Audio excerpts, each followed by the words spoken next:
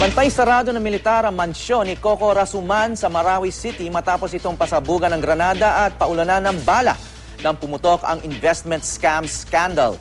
Pero ang mga biktima mas nanaisin daw na i-house arrest na lang si Rasuman kaysa ikulong nang makakilos siya para maibalik ang mga natangay nilang pera. May news to go si Emil Sumangil. Emil.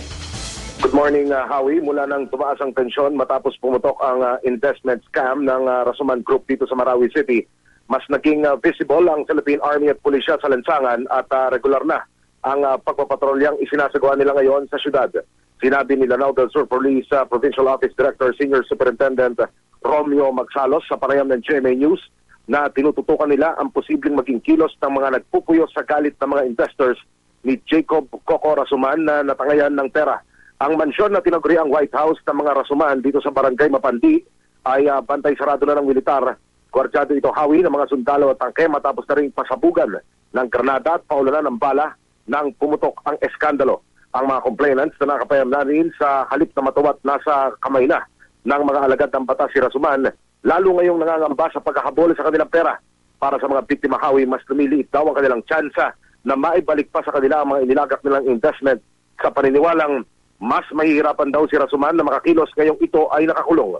Panawagan ng mga biktima na sigundahan din ng binuong Crisis Management Committee, i-house arrest na lamang si Rasuman.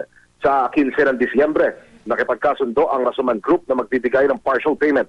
Samantala, Howie, nagpadala na rin daw ng emisaryo ang Lanao del Sur Provincial Government para kausapin ang iba pang miyembro ng pamilya Rasuman na hanggang ngayon hindi pa rin lumalantad. Howie.